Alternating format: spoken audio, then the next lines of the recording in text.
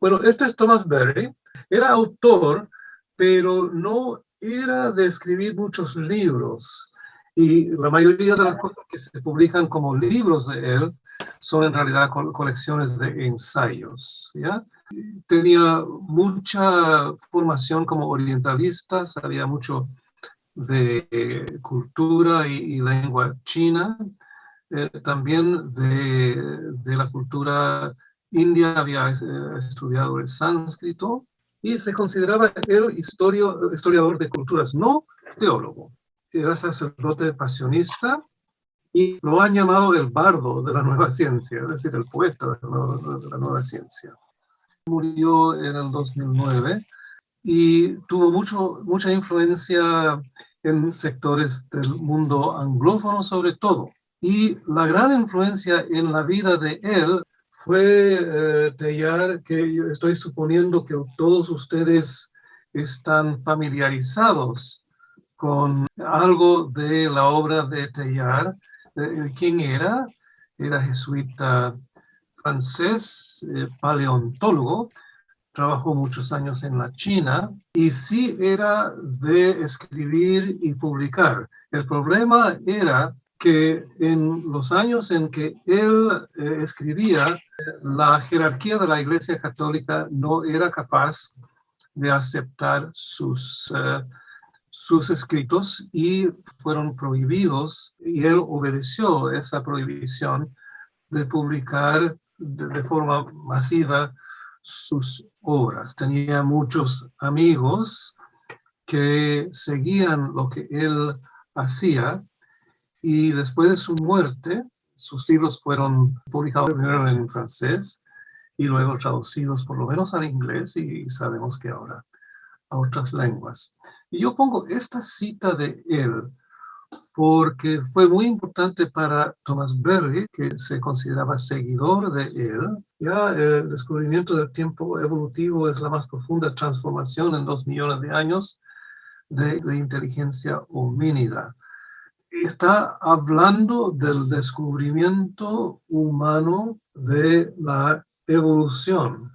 Teilhard era jesuita muy leal y el intento en sus libros integrar los descubrimientos científicos en su campo, sobre todo la paleontología, la evolución, y hablar de esto de forma teológica a los católicos. Y ustedes, los que han leído algo de Teilhard, habrán visto esto.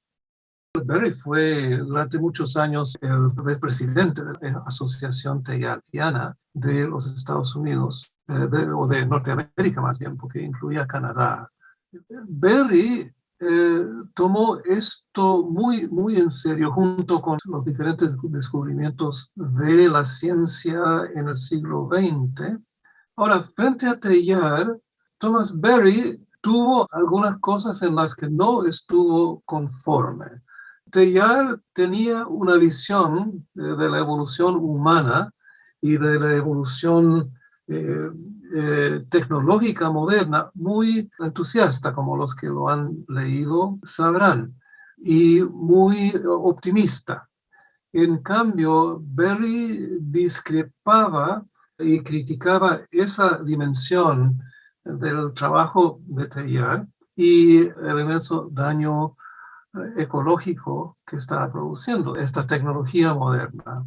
Entonces tenía una visión muy crítica.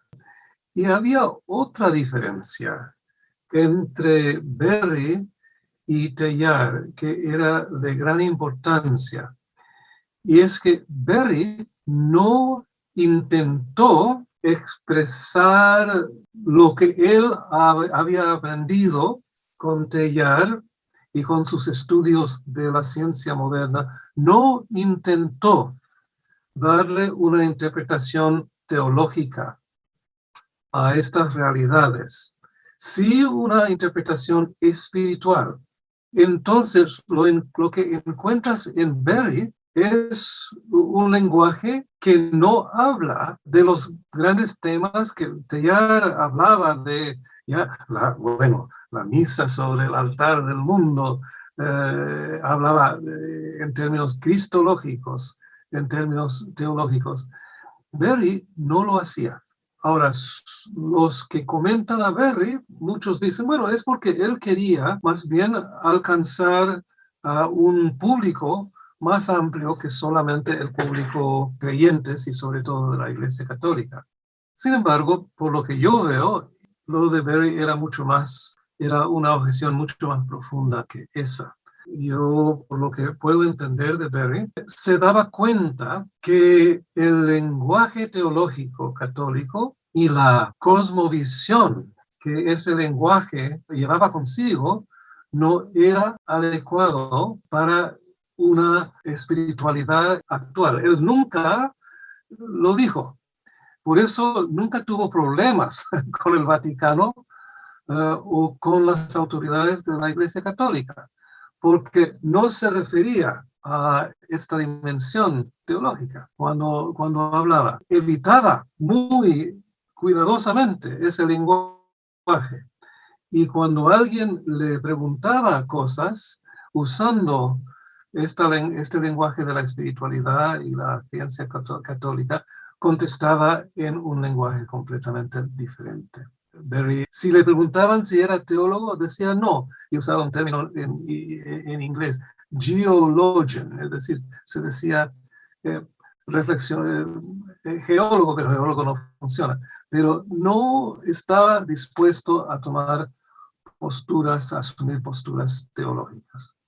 Thomas Berry tuvo otra inmensa influencia en su vida, y algunos de ustedes lo sabrán, que era Brian Swimme. Brian Swimme era de formación católica, de formación jesuita en realidad, un joven profesor de cosmología matemática y un extraordinario docente. Enseñaba en una universidad del noroeste de Estados Unidos, un hombre también que escribía y producía bastantes cosas, aunque su medio principal siempre era el medio oral, hablando, y así ha hecho muchos videos, por ejemplo.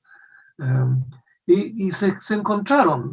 Brian tenía, no sé, 30 y tantos años cuando se conoció con Thomas Berry. Yo creo que menos de 35. Se conocieron en una conferencia en Chicago, me parece, y Berry conversó con él y se dio cuenta de una inmensa coherencia entre los dos y una inmensa comunicación.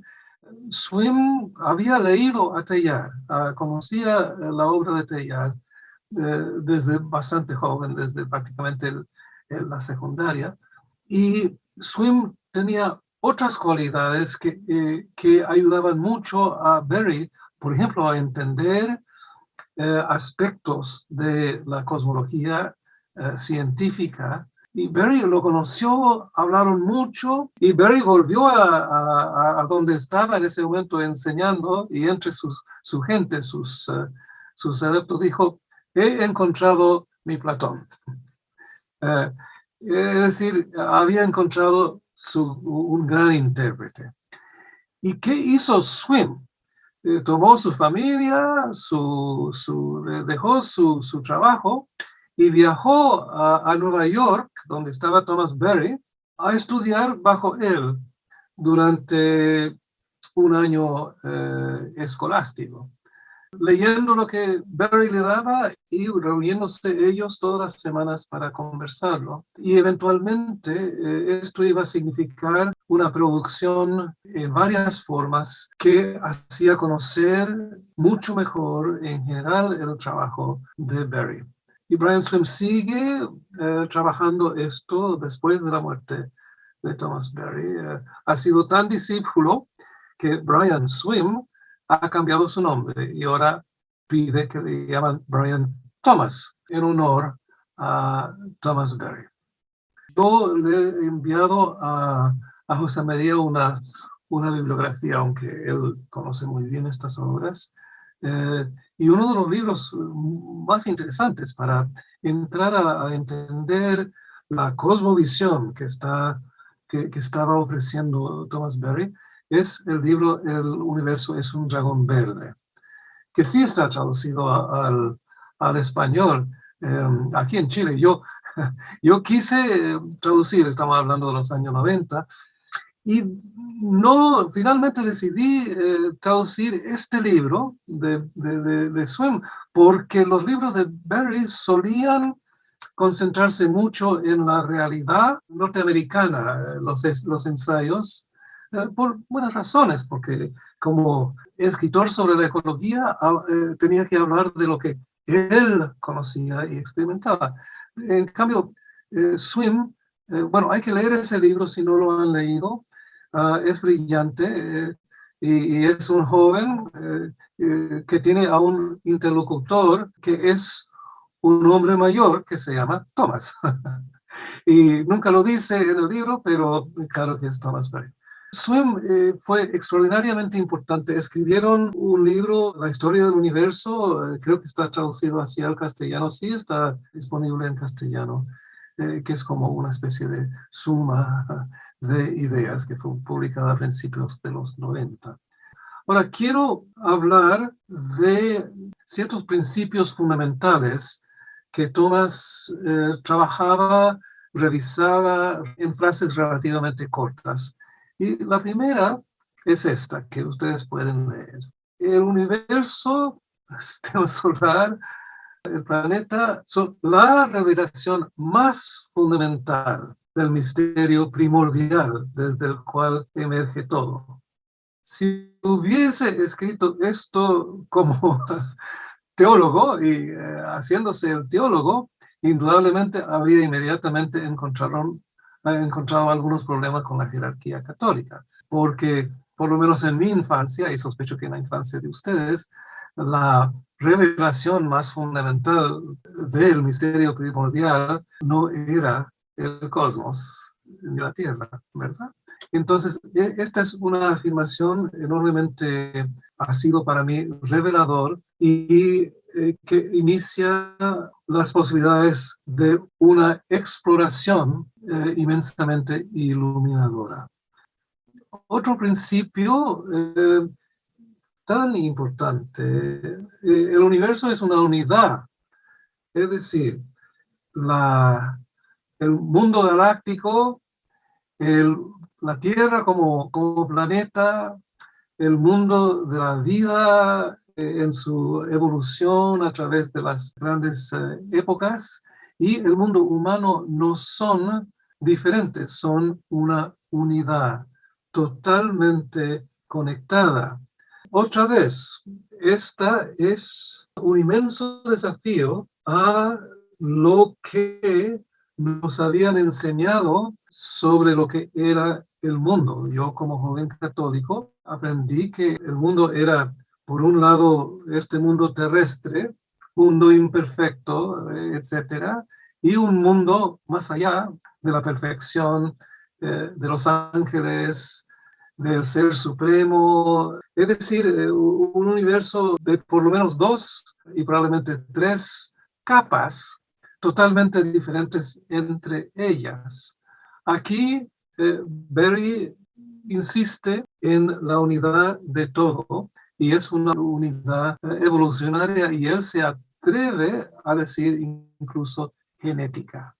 Y otra cosa que se contradice con el sentido común, con la cosmovisión de nuestro mundo actual, de nuestro mundo interno. Desde su inicio, el universo es un evento psíquico y no solo físico.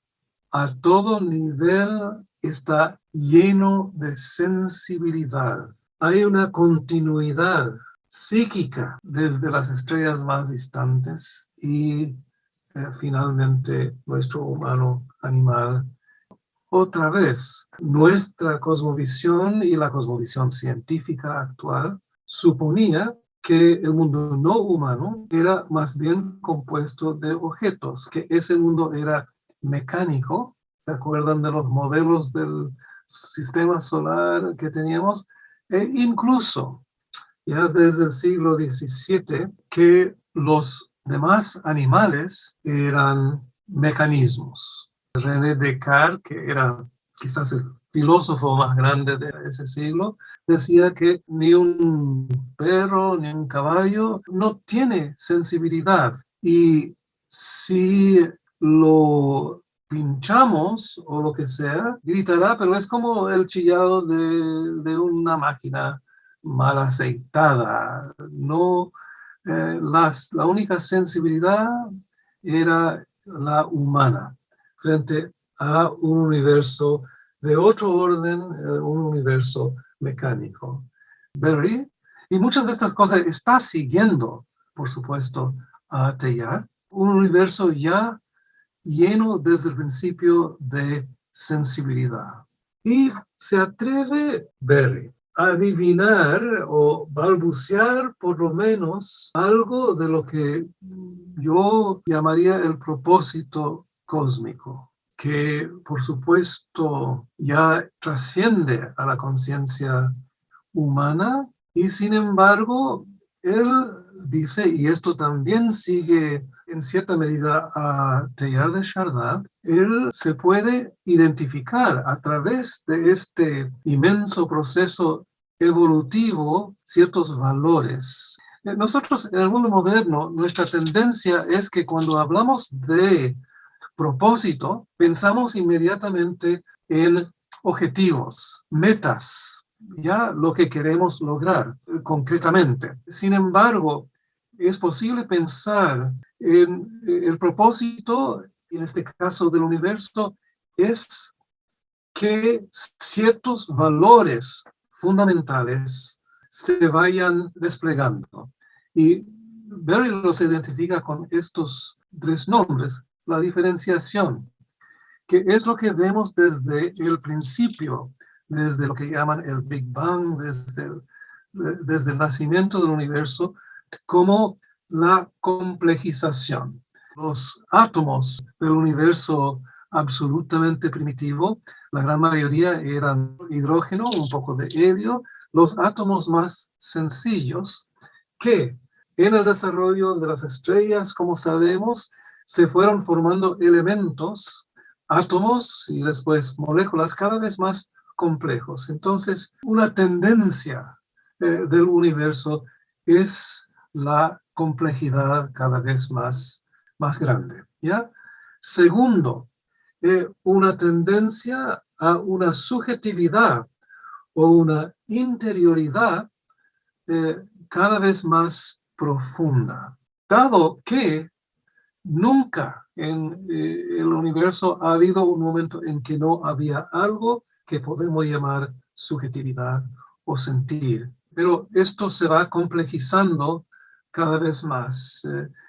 Si pensamos en nosotros, los humanos, quizás ha llegado a un punto especialmente complejo con nuestros sistemas nerviosos, nuestra interioridad. ¿Ya? Y finalmente la comunión, la interacción a todo nivel y con una complejidad y una profundidad cada vez más grande.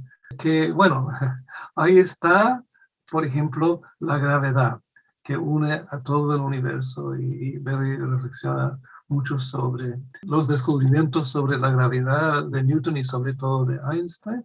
Y mira, un pequeño anécdota. A veces cuando he hablado de estas cosas, sobre todo con gente que tiene una crianza de fe, habla y de repente habla del taoísmo y de repente habla de lo hindú y de repente habla de la ciencia. Y alguien le decía a Thomas Mary, oye, pero usted, padre Tomás, ¿en qué cree usted? Y bueno, a veces contestaba así, decía, señora, ¿en qué piensa que debo creer? Dime algo, lo voy a creer. Es decir, yo lo tomo todo, pero también usaba una expresión con quizás sí un toque de ese humor sutil que siempre tenía, y decía, creo ya en la comunión de la gravedad. Estas leyes, sí, con esto él dice, aquí tenemos una forma de poder hablar de los valores del universo y hacia dónde avanza el universo. Cuando vemos complejidad más grande, subjetividad más profunda y comunión más intensa, ahí estamos viendo los valores del universo que se van expresando. Bueno, él reconoce, ¿ya? Además del aspecto armonioso, el universo tiene esta dimensión violenta. Sin embargo, es continuamente creativo en el arco más amplio de su despliegue evolutivo. Y cuando vemos algo que parece catástrofe, y a Berry le gusta señalar el caso de la muerte de los dinosaurios hace 65 millones de años. Y señala que, porque fue una inmensa pérdida de vida y parecía ser una inmensa pérdida de justamente comunión, complejidad, interioridad. Sin embargo, la desaparición de los dinosaurios permitió que los mamíferos, que eran como ratoncitos en ese momento, no podían ser más, viviendo en general debajo de la tierra o dentro de las raíces, entre las raíces de los árboles, pudiesen desplegarse en lo que ahora llamamos la era cenozoica, con toda su belleza, con toda su riqueza de complejidad animal en el mundo mamífero que tanto en el mar como en la tierra se ha desplegado de esta forma. Entonces, este es otro principio fundamental de Berry. Y claro, el proceso emergente del universo aquí desde allá a la izquierda del Big Bang, se supone, es irreversible e irrepetible. Este movimiento también, y se comprende dentro del mismo movimiento, es el de la no vida a la vida, por lo menos en el planeta Tierra, que esto es único, irrepetible, y también lo es el movimiento de las formas más sencillas de la vida a la forma humana. Y el planeta, estamos hablando del planeta Tierra en su despliegue, es autoemergente, autopropagadora, autonutriente, autoeducadora, etc. Es decir, que esto viene de espontaneidades ya que se han ido desarrollando desde el inicio del universo. Y claro, esto también podría en algún momento crear problemas con algunos que enseñan, como nos han enseñado a nosotros, que estas diferentes formas de vida, etcétera, fueron creadas desde afuera por un ser que los hizo crear desde afuera. No, la Tierra es autoeducadora, es autocreadora, autopropagadora, esa espontaneidad fundamental en el corazón de todo. Y el humano, el papel del humano, otra vez, a mí me hicieron memorizar cuando estaba en la escuela del catecismo una definición de qué es, para qué estamos aquí. Creo que ustedes también lo podrían todavía recitar, igual como yo, del catecismo católico. Él lo dice en algún sentido, pero de esta otra forma.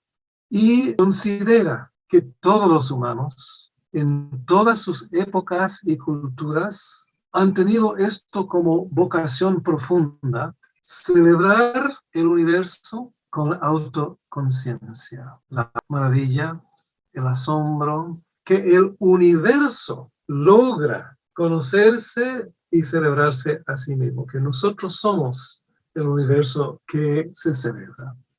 También, mira, esto sobre la secuencia de etapas culturales humanas, siempre él repite, yo no sé si con el tiempo los seguidores cambiarían algunas cosas, pero sí, la tribal, la neolítica, las civilizaciones clásicas y nuestra era científico-técnica, lo que nosotros llamamos la modernidad.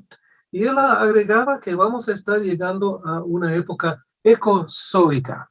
La ciencia está usando ahora otras palabras y además está cuestionando en qué medida vamos a llegar a esta nueva era ecozoica con la crisis que estamos viviendo. Pero es así que Tomás lo expresaba. Nuestra tarea principal, la intercomunión, de todos los componentes, vivientes y no vivientes. Promover esta integración que nosotros como humanos hemos pensado no era ni siquiera deseable. La Tierra era para nosotros, para ser utilizada, y él, por supuesto, propone este muy diferente propósito para los humanos.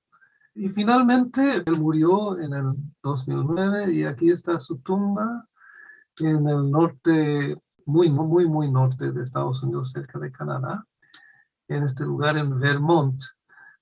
y, y lo menciono, y esta es la última cosa que voy a decir, una anécdota sobre esto, la muerte, porque, mira, yo hace muchos años ya, hace casi 25 años, estuve en una conferencia con él, algunos días, con mi esposa, entonces, y ella editaba una revista con un equipo.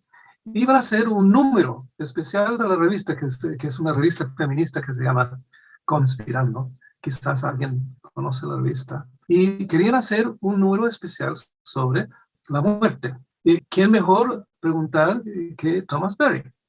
Entonces, reservamos un cuarto de hora, 20 minutos con él y nos sentamos, ella y yo y él, a hablar. Y ella hacía las preguntas y yo tenía el micrófono.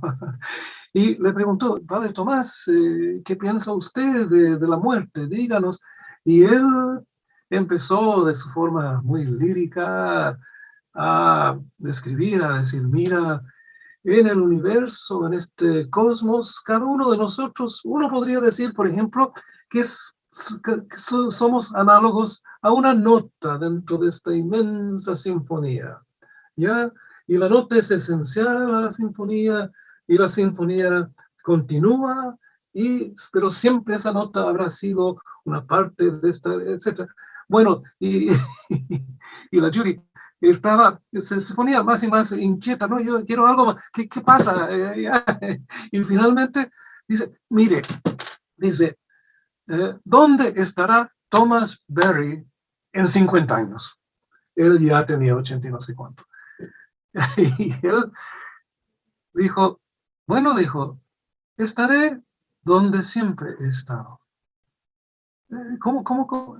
Y dijo, estaré en mi gran yo, que es el universo.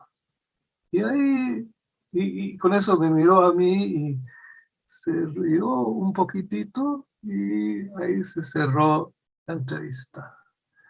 Y yo, no pasó un día, yo creo que no pienso y me doy mi tiempo para meditar sobre el sentido del universo como nuestro gran yo. Y ahí está Tomás.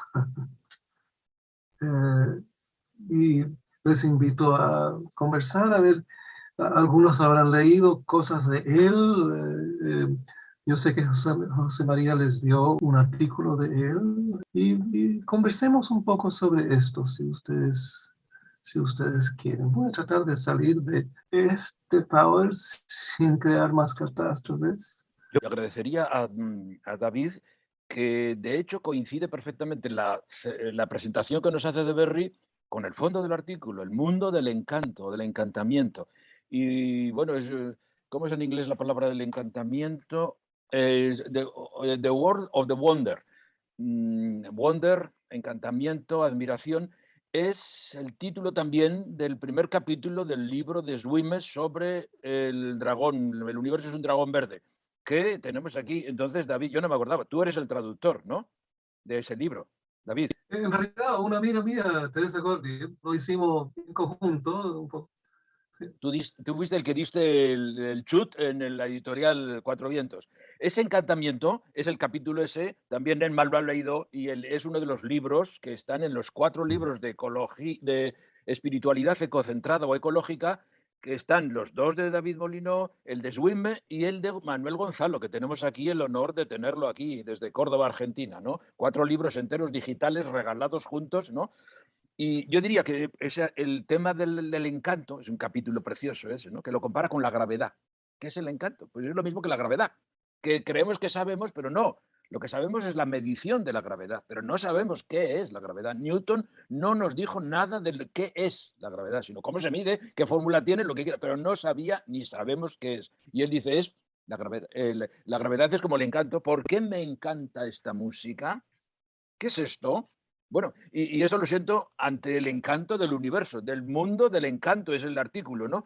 Y a mí me parece que lo que has dicho de, eh, de Berry, sobre todo, por ejemplo, ese primer principio de los 12 que él tiene, ¿verdad? Ese primer principio es que me parece que es capital. O sea, el primer principio este es el de que la principal revelación es el universo. Óigame, si eso nos lo tomamos en serio, ya está todo.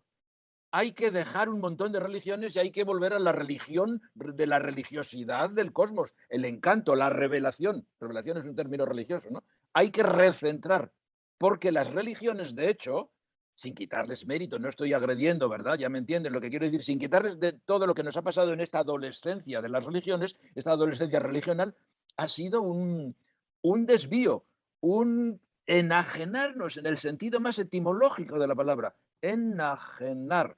O sea, nos ha hecho ajenos a nosotros mismos, ajenos al mundo. Nos ha hecho volver a mirar, o sea, volvernos y darnos la vuelta para mirar un mundo que no es este. El mundo del segundo piso o del tercero del infierno, que mucha gente ha vivido más que mirando al cielo, mirando al infierno para evitarlo, ¿verdad? Pues entonces, es que me parece que está todo centrado, todo junto. Lo único, bueno, lo único que no me gusta de Berry, no es que no me guste, lo que no me parece, yo no lo trataría de imitar, es esa huida de la teología. No es el primero. Encuentro bastantes personas y teólogos, disque teólogos, que huyen y que no, que sé que se han ido en otros términos, ¿verdad? Y a conferencistas, lo mismo pasa en cristología, que no. O sea, es quizá por defecto profesional, ¿cómo se llama? De formación profesional y por historia, yo que nací dentro del mundo, una familia católica muy religiosa, diríamos, en el buen sentido de la palabra, de ninguna manera tengo yo ahí nada negativo, pues mi interlocutor es ese mundo, ¿no? Del cual yo he salido, yo creo, y que quiero ayudar a los demás a salir. Entonces, mi argumentación y mi arma principal es la argumentación teológica para decir a las personas que hay que salir. Pero efectivamente topamos todos con lo que topó Berry. No hay salida, no hay argumentación, no hay posibilidad, hay que dar un salto. Es un salto, es un cambio de paradigma, es un cambio de axioma. Es decir, es un cambio de evidencia. Nos parecía que lo evidente nos inculcaron, nacimos dentro de ese, que el encanto del segundo piso, y pasar al volver al encanto del primer piso, es decir, volver al hogar, de donde nunca nos teníamos que haber marchado, y que fue las religiones, voy a decirlo en plural, las que nos sacaron, las religiones neolíticas, ¿verdad? Las religiones neolíticas, que hoy se están acabando. No por nada, sino porque estamos en otra época y es la época tecnológica. Perdón, yo que le veo una congruencia muy importante y muy animada para el tema que es el principal. Así como dice Berre que la principal revelación es el universo, es que la principal tarea ahora es volver a eso. Que no hace falta tirar a Jesucristo, cuidado. Y no hace falta romper con nada, sino la pregunta de un libro que ahora lo tengo ahí, pero no me acuerdo del autor. Y Jesús dentro del New Story. ¿Dónde queda Jesús dentro del nuevo relato cosmológico? Dentro de todo esto que dice Berry, que sintonizamos, que se podría corregir y habría que aumentarlo, por supuesto, ¿dónde queda Jesús? No es arrinconarlo ni dejarlo, sino es recolocarlo, pero dejando esto es muy fuerte lo que estoy diciendo, dejando el centro. No es dónde metemos la ecología en el cristianismo, eso es la Laudato Si. Se trata más bien al revés, de quien descubre, esto es gravísimo, de quien descubre que la verdadera religiosidad es la verdadera revelación, primer principio de Thomas Berry, es el cosmos. Para mí no hay contradicción, pero en la superficie sí, tengo que cambiar de centro, no meter lo ecológico en el cristianismo, sino recolocar el cristianismo en el más amplio centro que es lo ecocéntrico. Me parece que esta es la cuestión. Perdón porque me he alargado, hablemos Sí. más. Mira, sí, no sé si es esquivo, una vez cuando me hicieron esa misma pregunta, ya, ¿en qué cree usted, Padre Tomás? Y él miraba y decía, creo en la curvatura del espacio-tiempo. Y yo he meditado mucho esa frase. Yo creo que estaba de acuerdo contigo, José María, al decir eso. Pero sí, no se dejaba arrastrar a debates sobre la revelación, sobre el mismo Jesucristo, sobre, ¿ya? Si le preguntan a Jesucristo, lo más probable es que diga, ah, bueno, y también el Buda sabe qué decir. ¿Ya? Eh, ampliemos esta cuestión, ¿ya? Más palabras, estamos en minutos que deberían ya ser finales. ¿Qué les parece? ¿Quieren participar, comentar, decir? José María, me gustaría decir unas palabras. Ok, bueno, yo soy Manuel Gonzalo, el autor del Gracias Tiburón, y que el libro ese lo escribí estando en Colombia. En Colombia me dieron un año sabático y dije, como no conozco cosas de biología, me gustaría acercarme a la biología. Y me fui a la Universidad de Dayton, Ohio, y en la universidad me tocó diseccionar un tiburón, y tomé una actitud de respeto, de valoración, y así salió mi libro Gracias Tiburón, Gracias Tiburón. Y ahora me encuentro en Argentina y estoy hablando desde Córdoba, y mi idea es que el universo es sagrado, el universo es sagrado. Y es explicarles un videíto que dura 2 minutos 45 segundos. Me parecería bien, me sentiría contento de expresarles. Ahí. Me encuentro en Córdoba, Argentina. Esta mañana de 1 de enero de 2022 me he dedicado a dar un paseo. Año nuevo, vida nueva. Y me he encontrado con un árbol. Me he acercado y lo he abrazado.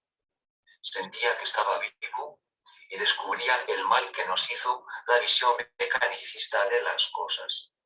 Las plantas son seres vivos al igual que yo. Sentía a través del abrazo que me transmitía vida y me sentía en comunión con toda la naturaleza y con todo el cosmos. Después me he sacado una foto con el árbol para mandarle a mis amigos. Esta ha sido mi forma de comenzar el año 2022. Tenemos que recuperar nuestros ancestros. El astrónomo Carl Sagan nos dice que somos polvo de estrellas. Tiene razón y nos toca descubrir nuestras raíces que nos anclan en lo más profundo del universo. ¿Y qué nos dice el Evangelio del domingo? La palabra de Dios se hizo carne y habitó entre nosotros. Hemos contemplado su gloria, lleno de gracia y de verdad. El universo es sagrado. Cuentan de los alumnos de Descartes en París, que salían de clases y pateaban a cuanto perro vagabundo encontraban. Una visión mecanicista nos ha hecho perder el asombro, lo sagrado del universo. Les invito a hacer 3 minutos al día de oración por el método 636. 6 veces respiro, 3 veces repito la frase y otras 6 veces respiro. La frase es: Jesús, que me asombre del universo. Jesús, que me asombre del universo. Jesús, que me asombre del universo. Bueno, ok.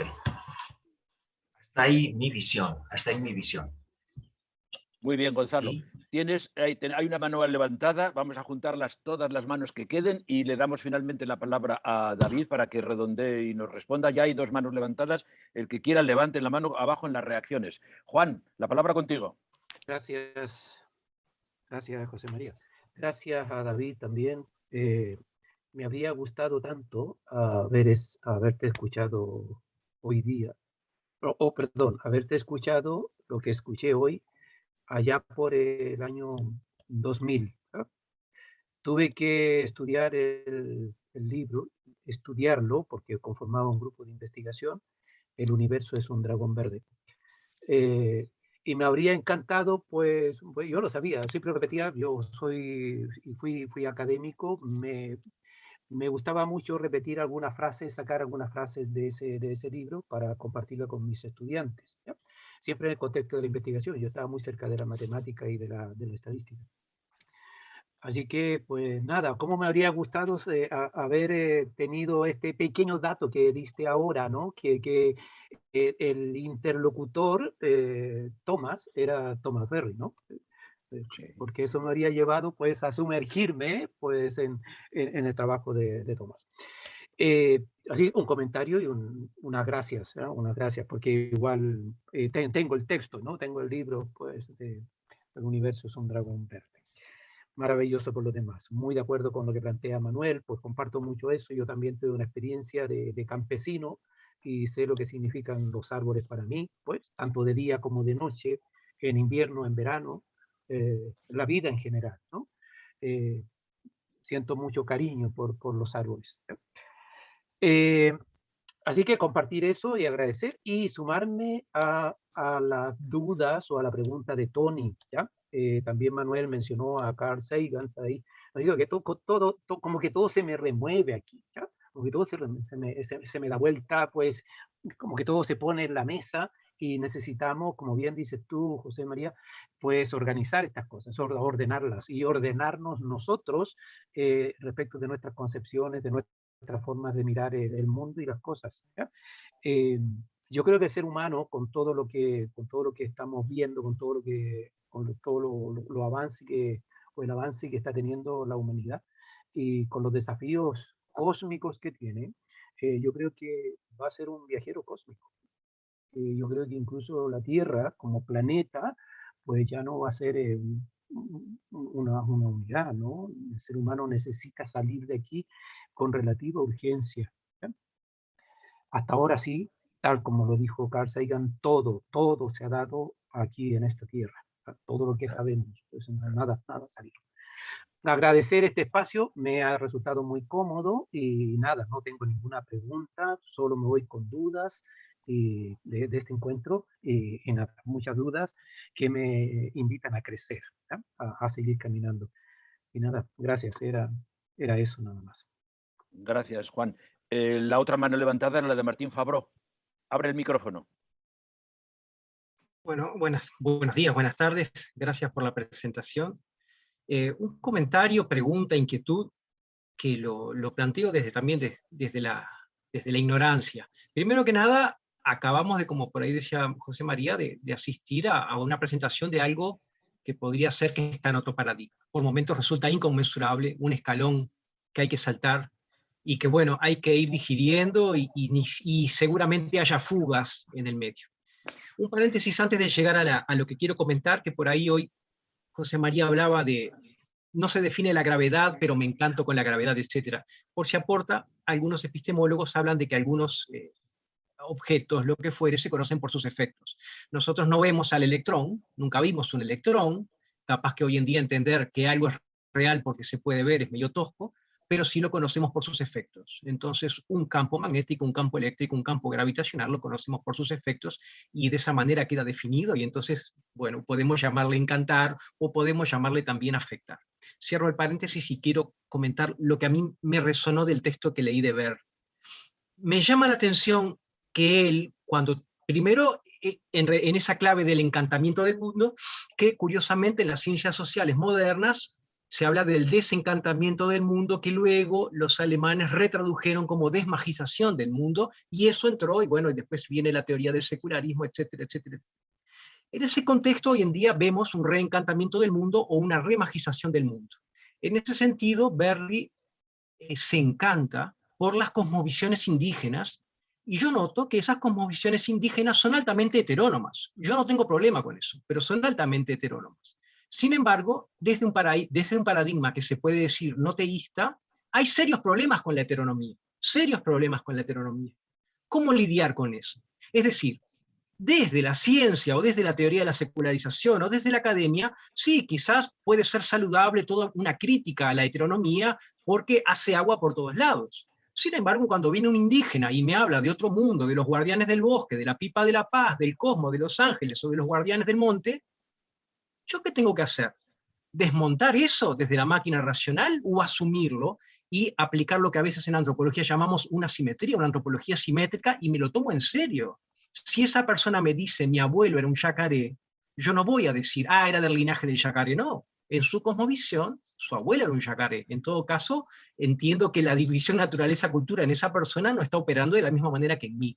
La pregunta es, ¿cómo lidiar, o cómo te parece, David, que estaba lidiando Tomás Berry con esas cosmovisiones que son heterónomas y que remiten un poco a ese encantamiento del mundo, y por lo visto no había demasiado conflicto con ello? No sé si logré expresar. Sí, bueno, él, en primer lugar, era historiador de las culturas. Entonces, su interés siempre era entender a cada cultura con su religión y decir, mira lo que nos tiene para ofrecer. Y lo hacía con la multitud, bueno, como tú has dicho, la multitud de diferentes religiones o cultos indígenas, esa inmensa multitud que tú encuentras en el continente norteamericano, por ejemplo, si es que puedes llegar a que te hablen. Yo creo que su pregunta para él mismo siempre será, ¿qué es lo que esto me puede dar? Y por supuesto, por lo que era y compartía. Por eso le dice a la señora, dime algo, señora, yo lo creo. Él siempre decía, bueno, esto hay que, ¿qué es lo que nos está diciendo? Pero sí, sí. Admito que rehuyó ese conflicto teológico. ¿Quieren decir ustedes algo? Para mí es aire fresco haber conocido a José María, y a través de José María a todos ustedes y a toda la gente, hombres y mujeres que están empeñados en que tenemos que hacer un paradigma nuevo. Yo soy sacerdote secularizado, estoy casado, y para mí conjugo o comulgo con los principios, yo creo que de todos ustedes y de todas ustedes. La Iglesia que nos han enseñado, pues nos la enseñaron como nos la enseñaron, pero nosotros tenemos la obligación de presentar la otra dimensión de la Iglesia. Y en ese sentido, para mí, Jesús no es más que uno de nosotros, pero que pensó un poco más anticipado que nosotros. De la misma manera o parecida que él creó un paradigma nuevo a la hora de entendernos con Dios, que revolucionó muchas cosas, nosotros estamos dentro de ese crecimiento del cosmos que hemos estado hablando esta mañana, estamos en la obligación de crear otro paradigma. Punto final. Y para mí, el nivel de ignorancia de millones de gente por las condiciones sociopolítico-económicas en que vivimos es el gran reto de los que hemos tenido la fortuna de pensar y de soñar, pero estamos a kilómetros, galaxias de muchas de nuestras personas, hombres y mujeres en este universo. Ese para mí es el gran, gran reto. Entonces, la educación para mí es number one. Pero cómo educar, cómo transmitir, cómo ahí, por eso, haberles encontrado a todos ustedes y a ti concretamente, para mí es un respirar aire fresco. David, danos una palabra final y cerramos la reunión. Bueno, lo único que sería, quizás, yo te mandé, José María, una pequeña bibliografía de él. Sí, la acaban de recibir todos. Bien, ¿verdad? ¿Alguno no lo ha recibido? Tú también la has tenido que recibir, David. Sí. Está Está en el chat. Yo, David, encantada de haber participado. Ya. Llena de encantamiento. Muy bien, el encantamiento. El Encantamiento. Pues gracias a todos, nos saludamos. Gracias, David. Gracias. Sin calma pueden Ya. hablar, no hay prisa, ya, pero acabamos la reunión, ¿de acuerdo? Vale, Bueno. gracias. Gracias. Chao. Muchas Chao, gracias. chao, chao. Chao. Hasta luego. Hasta luego.